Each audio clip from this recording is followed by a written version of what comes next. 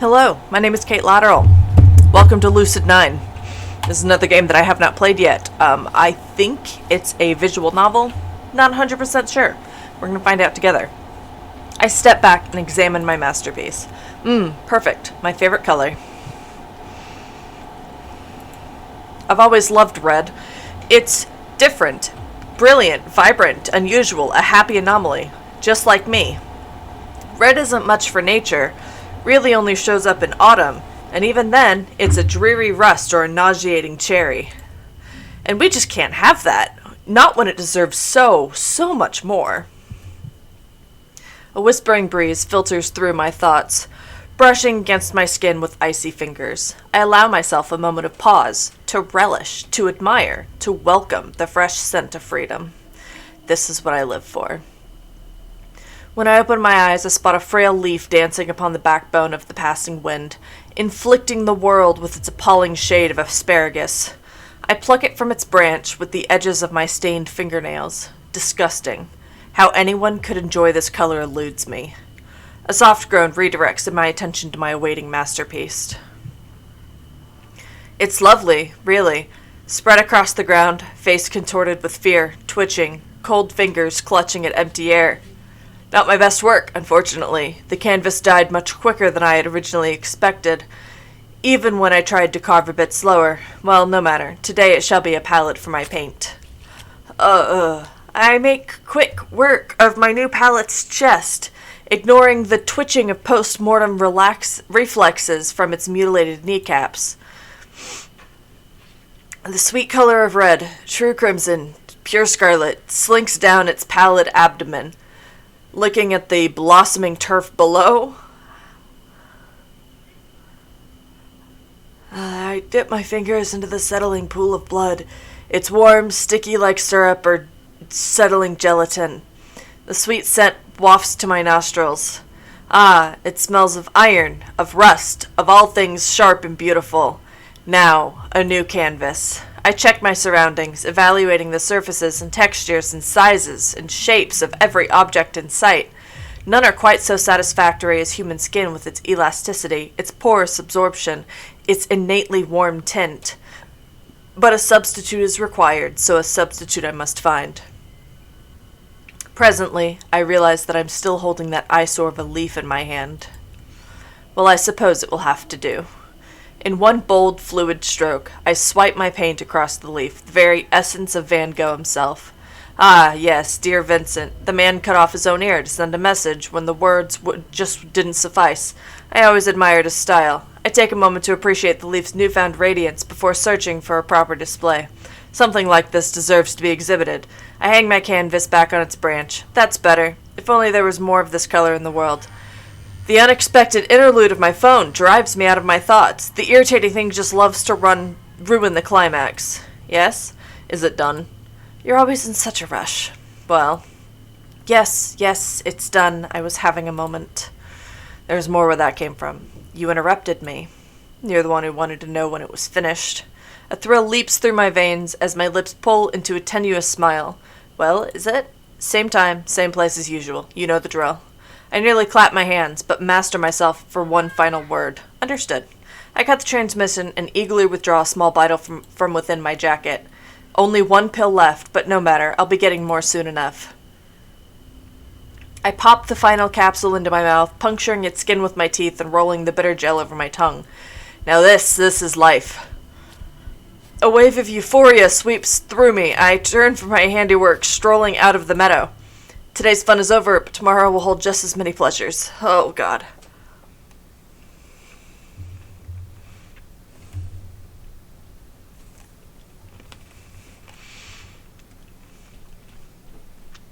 That was very loud all of a sudden. I'm so sorry. Yama Ishimoto. Huh?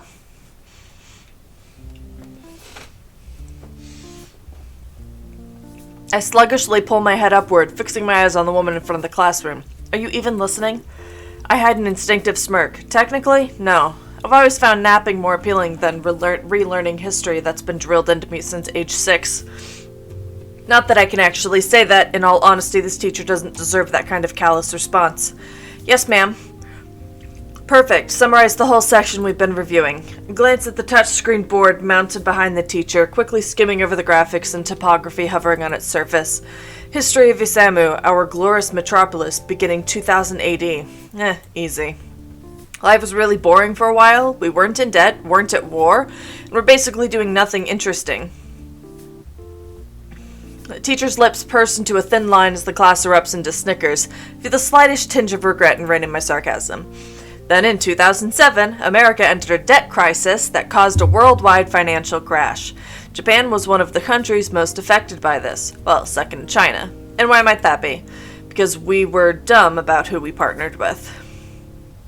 She taps her fingers impatiently on her desk, her eyes narrowing into slits. Well, she asked me to summarize the chapter. She didn't ask me how. Anyway, our glorious government didn't handle the situation so hot, so we had a lovely depression, with all-time highs of unemployment and crime. Good effort, gold star. Teacher waves her hand as the class roars with laughter. All right, that's enough. I'll be needing to talk with you after class about your attitude, young man. Meh. In other news, grass is green. Elizabeth, perhaps you can salvage this explanation. She adjusts a seat to my right where my lavender-haired classmate sits. Her spine is straight as a ruler. I feel a curdle of distaste in the pit of my stomach as I lounge against my chair. Of course, Elizabeth Oshiro, class valedictorian, school poster child, and the area's golden girl. Nap time. I settle my head in my arms as Elizabeth leaps to her feet, smiling warmly. Certainly, during this time, Japan fell into chaos. Public demonstrators, often violent, occurred almost every day.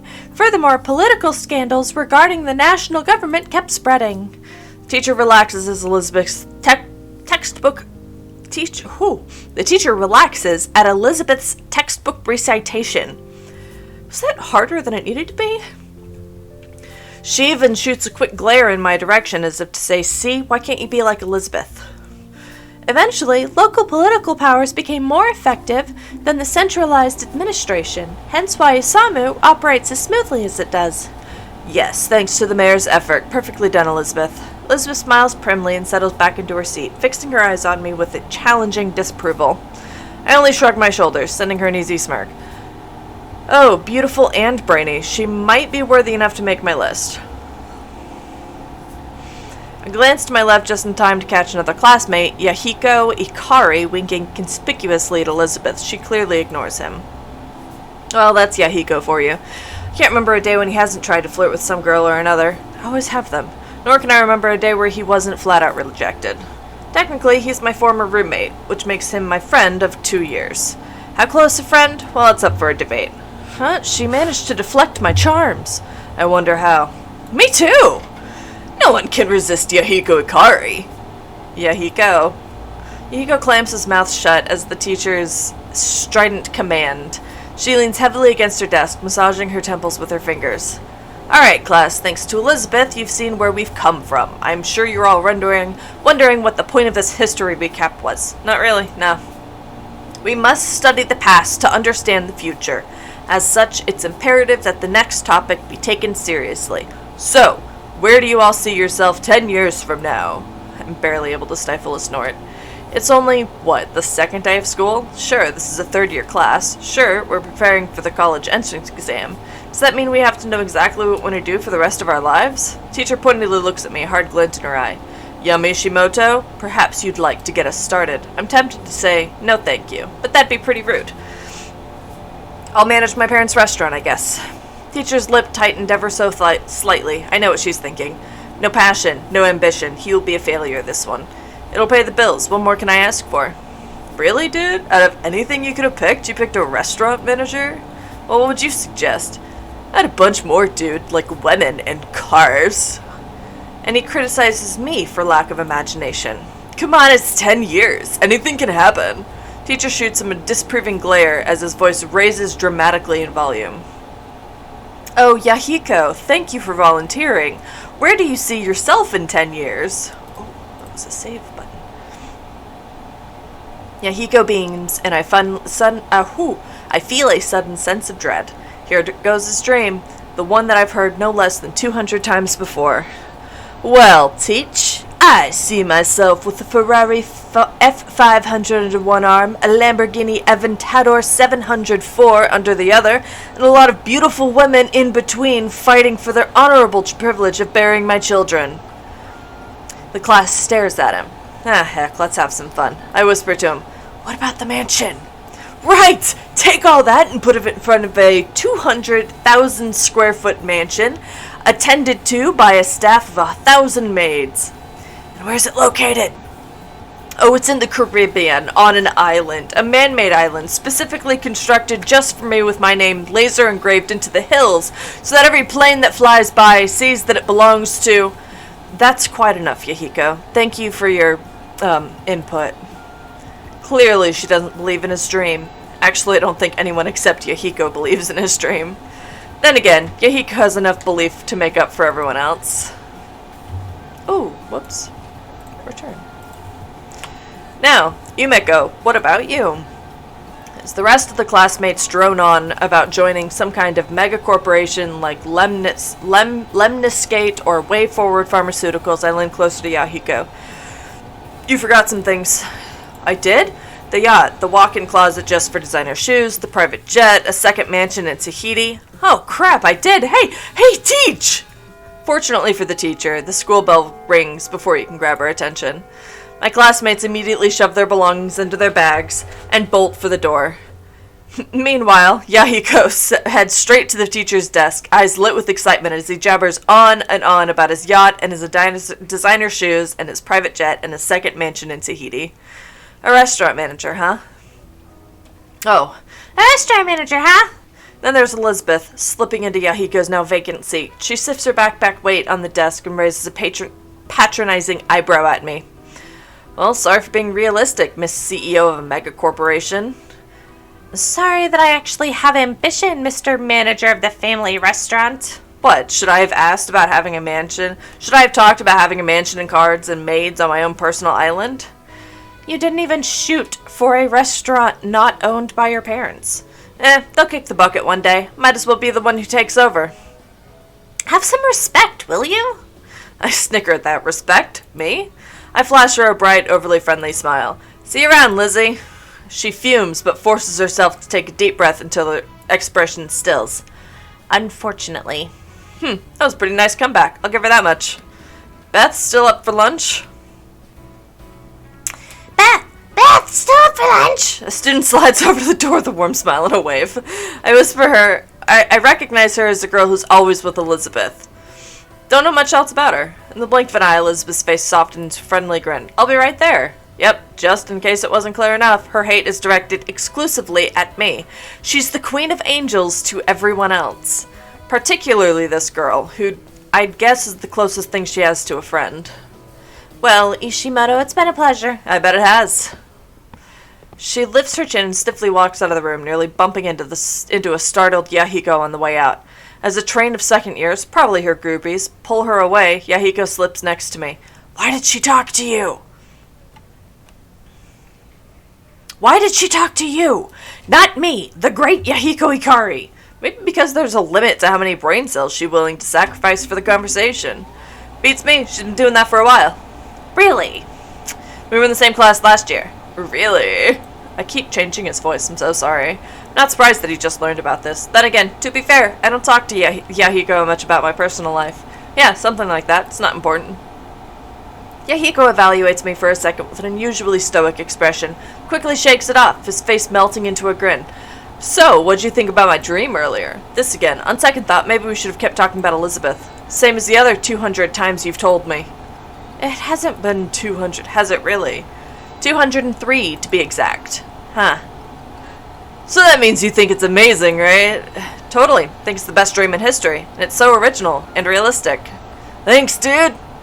I don't think you're aiming high enough. What should I add? Aim for the moon. He gasps. The best idea ever. The poor soul. Forget Tahiti. A mansion on the moon? You'd be the first. And probably the last. Just think about the possibilities. No one's even set foot on the moon. Imagine how famous I'll be if I build a mansion there. No one's even set foot... Seriously? Either I stepped into the conversation at the wrong time or someone just came up with a really stupid idea. Enter Rui Hayata, my friend of 10 years. Technically, she's a grade lower than me, but that doesn't stop us from hanging out. She's stuck with me through thick and thin. She probably knows me better than I know myself. Besides her stands Masato Kurogane, hardy in both build and personality. If I had to describe him in one word, I'd use fire. Easily antagonized, hard to put out, and blazes every obstacle out of his way. Afternoon, little daisies, what's going on here? I'm gonna build a vacation on the moon. Somehow, I can't say I'm surprised. You know, right? I'm brilliant. Think the first man on the moon and the first man to build a mansion on it. You are so bright, it's blinding me. What have you been telling him? That a giant leap for him is a small step for mankind. She has to think about that for a moment, but I'm rewarded with a smirk. Clever. I know. Look, if you kids are done yapping, Yama and I gotta head to track. What? I didn't think Yama was joining again this year. Of course he has. This is news to me. It doesn't seem like a good idea, considering only went to one practice last year and ditched the rest. Well, he ain't ditching this year, ain't that right, man? Well, now that you mention it. What's that? You guys didn't even win last year, Masato. No need to make a big deal. Masato's eyes flare with the instinctual need to prove the worthiness of track. We're winning it this year. I got a secret weapon. Really? Masato lights up at Rui's apparent interest. See, we lost last year because we didn't have good names. This year I've got a great one. He pauses for dramatic effect. Marvelous Masa! Well, at the very least, this is a pretty good opportunity to joke around. Wow, that's fantastic. And I'll call myself Speed of Light Mountain Destroyer. The hell? You should rename yourself to Streaking Shadow, Dark Eradicator. Then we'll be unstoppable. Ain't no way I'm going with that. Yeah, he isn't great with sarcasm. I smirk at him. Before I can elaborate, the PA above us crackles to life. The club fair is officially open in the courtyard. Feel free to drop by and check out what your fellow students have planned. Already, at just the second day. Maybe the school's just making everything happen faster this year. I don't really see why. Isamu Imperial Boarding Academy has done well for itself, even throughout the recession. There's no need to change things now. Hey, it's club time. Let's go take a look. No thanks. I'd rather not be blacklisted. What does that mean? It means she's afraid to go with you. You'll outshine her so much that the clubs won't be interested in her. Ooh, Rui glares at me. I only wink back. Well, you shouldn't worry about that, my dear Rui, because I am sure my substantial sphere of influence will get you a good spot. I'm already in a club, you know, drama club. Oh, right. She's been in the drama club since last year, and somehow he's still forgotten. Then what was Yama talking about? Nothing, just acting like an idiot as usual. Well, you know what they say, like attracts like. Rui elbows me sharply in the ribs, but her lips are pulling up in the corners. They also say opposites attract. Yeah, and we know which one you are. She slaps me playfully on the arm as Yamasato and Yahiko watch with blank stares. Did I just miss something? No more than you usually do. Yahiko frowns for a moment, but eventually shrugs the exchange off. Well, I don't know about you guys, but I need to find myself to club to grace with my innumerable talents. They're innumerable, alright. So without further ado, I bid thee farewell. He turns with a flourish of his hand, but Rui calls after him. You know that we'll be there, right? Huh? Club recruitment day? All the clubs will be there, including track and drama. Oh, I'll see you there. He whisks out of the room. You're coming to man the track booth, yeah? Me? Like I'm track's poster child. In fact, I'd probably just scare away any potential recruits. Don't think like that. You can be a great asset, man. You just gotta believe. AKA every movie theme ever. We exchange stickers, but Masato grabs my arm. Really, man? You coming? Surprised by his sudden intensity, I contemplate it for a moment. Doesn't take long. Sure, why not? Really? Not like I have anything else to do. Masato grins, releasing my arm. Good, I gotta go set up, but I'm expecting you there. He dashes out the room after a quick wave to Rui. She smiles back and promptly turns to me. Have you figured out why he wants you on track so badly? Not a clue. She hesitates for a moment and glances around the room. You know, you could join drama club instead. Could be a valid excuse for Masato. I think he'd just ask why I joined a different club when I could have joined track. But still. I think you'd really like it. Honestly, it sounds like it would be pretty fun. Rui seems to enjoy it. She often claims that it's just like when we played make-believe as kids. And make-believe is one of the few things I don't mind doing. But it's so much work. It's no more work than track, idiot. Besides, it could be really fun. I'll take your word for it. She rolls her eyes and shoulders her bag. Well, fine, Mr. Grumpy Pants. Some of us have club booths to manage, so I'm gonna get going. I'll go with you. We walk and step to the door, almost into freedom, and then the strident voice of the teacher rips through the air. Ahem! Yama Ishimoto! Surely you didn't expect to escape so easily. Ah, yes, my attitude problem. I turn to Rui, suddenly pleading. Bail me out? Not a chance. What? What? It builds character. I have plenty of character. Come on, throw up a distraction for me? I throw in a shameless dose of puppy eyes. She only pokes my forehead, sticking her tongue out. You win some, you lose some. Just be glad it's with the teacher instead of the police. She darts off if I call falteringly after her. But at least the police wouldn't bore me to tears. What was that, young man? I turned to find the teacher hovering right behind me. Whoops. Nothing. Great weather we're having, huh? She doesn't seem amused. At what point? It's the second day of school, unless she was referring to teaching me last year.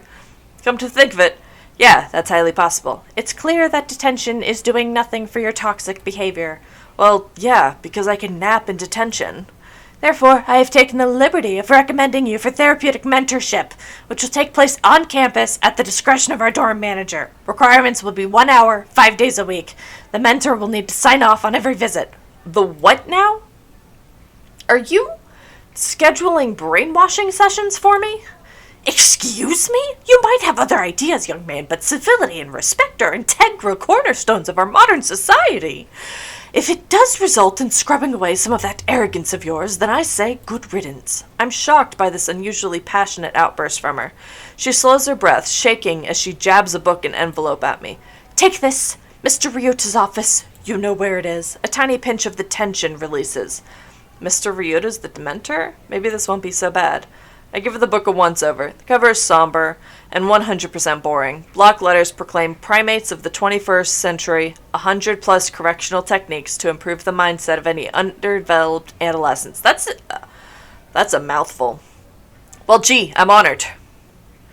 Take it. I take it. Goodbye, Yama Ishimoto. She flounces out of the classroom, clearly fed up with my shenanigans. Alright. That's where I'm going to end this. I didn't even get an option to choose from. We just learned that there was a serial killer, and then suddenly we're in a high school classroom. So, if you want to play this game for yourself, the link will be in the description down below. If you would like to see me play it some more, let me know. And thank you so much for watching. I will see you next time. Bye!